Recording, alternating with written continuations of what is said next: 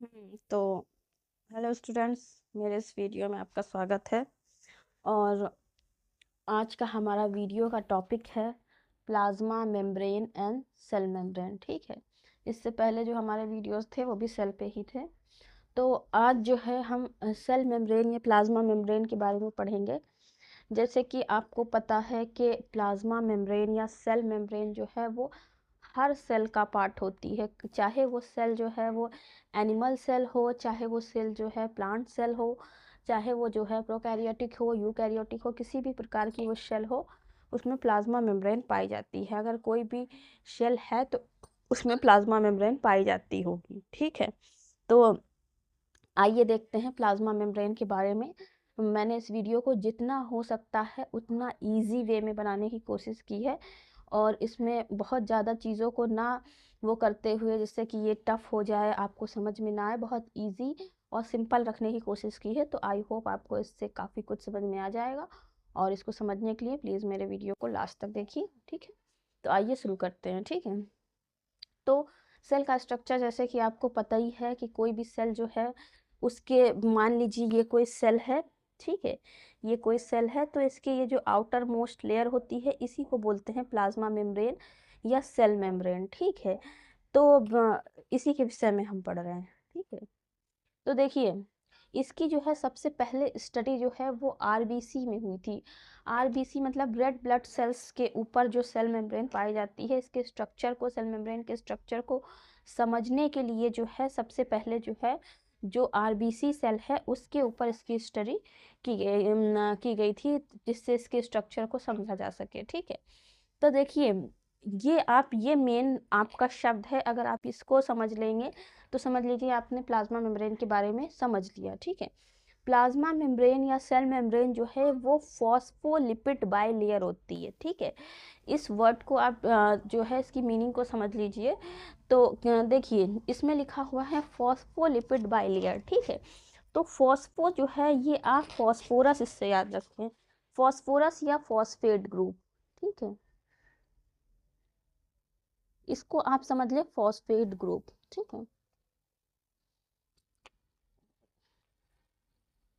English में लिख देते हैं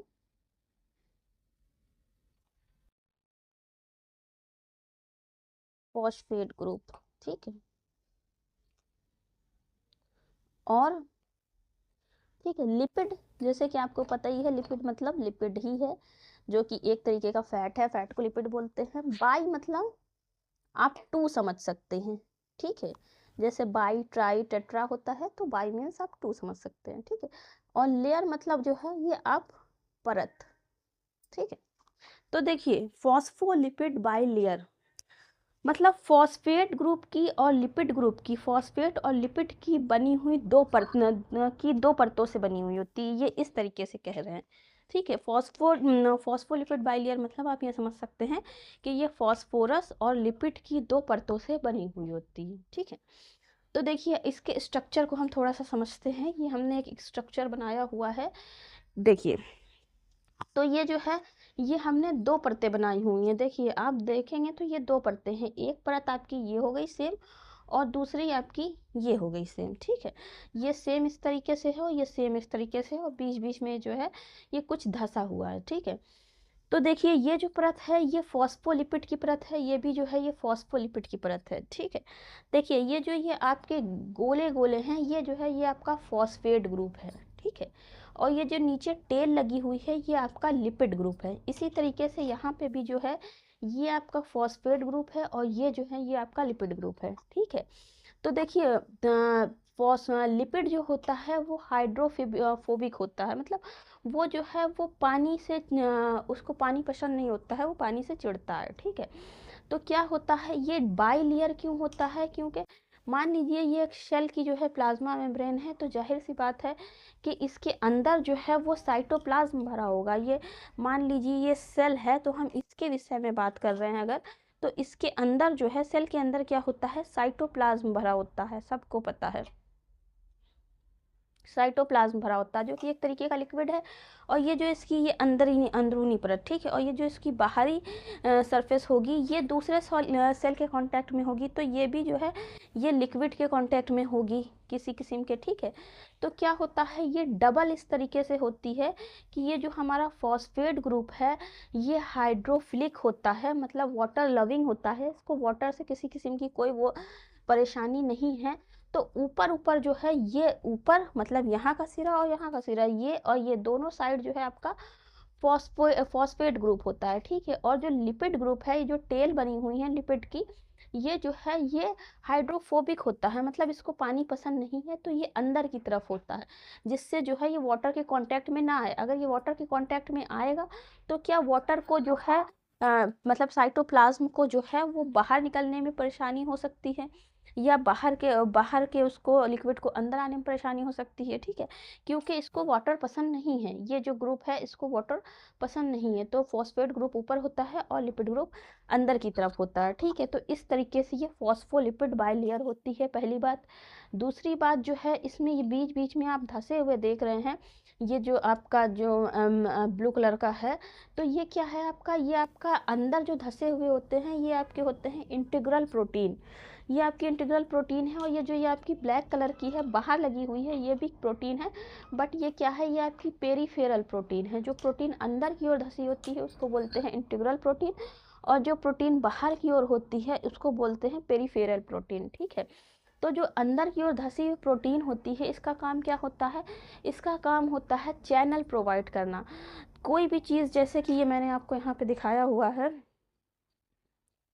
ये आपको दिखाया हुआ है, ये एक शेल है, ठीक है। तो प्लाज्मा मेम्ब्रेन के थ्रू जो है बहुत सी चीज़ें सेल के अंदर भी जाती हैं और बहुत सी चीज़ें सेल के बाहर भी जाती हैं, ठीक है, ट्रांसपोर्ट होता रहता है। तो जो है बहुत कुछ चीज़ें ऐसी हैं जिसके लिए जो है वो चैनल प्रोवाइड करने की ज़रूरत होती है। कुछ चीज़ें ऐसी, कुछ मॉलिक्यूल्स ऐसे होते हैं जो है डायरेक्ट ये प्लाज्मा मेम्ब्रेन से अंदर नहीं जाते हैं, वो जो है उनके लिए चैनल प्रोवाइड करने की ज़रूरत होती है। तो ये प्रोटीन जो है ये चैनल प्रोवाइड करती है, जो मॉलिक्यूल इस तरीके से अंदर नहीं जाते हैं वो इस प्रोटीन के थ्रू जो है यहाँ से जो है ये अंदर जाते हैं, इस तरीके से अंदर चले जाते हैं सेल के, ठीक है। वैसे ही बाहर भी निकल सकते हैं, जैसे कि साइटोप्लाज्म की कोई चीज़ जो है वो जिसको चैनल चाहिए वो बाहर भी निकल सकती है। वो कौन से मॉलिक्यूल हैं जिनको चैनल की ज़रूरत होती है वो अभी आपको इस वीडियो में जानने की ज़रूरत नहीं है, ठीक है। तो अंदर की ओर जो धसी हुई प्रोटीन होती है उसको बोलते हैं इंटीग्रल प्रोटीन, और जो बाहर की ओर लगी हुई होती है इसको बोलते हैं पेरीफेरल प्रोटीन। इंटीग्रल प्रोटीन का क्या काम होता है, इसका काम यही होता है कि मॉलिक्यूल्स को जो है प्लाज्मा सेल के अंदर आने जाने के लिए चैनल प्रोवाइड करना, ठीक है, रास्ता देना, माध्यम बनना, ठीक है। इसके अलावा आप देख रहे हैं ये इस तरीके से ये चेन लगी हुई है, ये चेन क्या होती है, ये चेन जो है आपकी ये कार्बोहाइड्रेट की चेन होती है, ठीक है। तो कार्बोहाइड्रेट की जो चेन है, जो चेन जो है इसको जो हमारी प्रोटीन पे लगी होती है जो चेन, ये देखिए ये हमारा इंटीग्रल प्रोटीन है, इस पे जो चेन लगी हुई है इसको बोलते हैं ग्लाइकोप्रोटीन, ठीक है। बस आपको ग्लाइको शब्द याद रखना है, ठीक है, उसके आगे उसको उसमें वही जोड़ देना है जिस पे वो लगा हुआ है। और जो हमारी लिपिड पे लगी हुई है उसको बोलते हैं ग्लाइकोलिपिड, ठीक है। तो ये हो गया हमारा यहाँ तक, ठीक है, ग्लाइकोप्रोटीन और ग्लाइकोलिपिड। और जो है फिर इस ये आपका हो गया। आई होप आपको ये डायग्राम से कुछ हद तक समझ में आ गया होगा कि प्लाज्मा मेम्ब्रेन जो है वो फॉस्फोलिपिड बाइलेयर होती है, मतलब फॉस्फोरस और लिपिड की बनी हुई दो परतों से बनी होती है, कहने का मतलब ये है।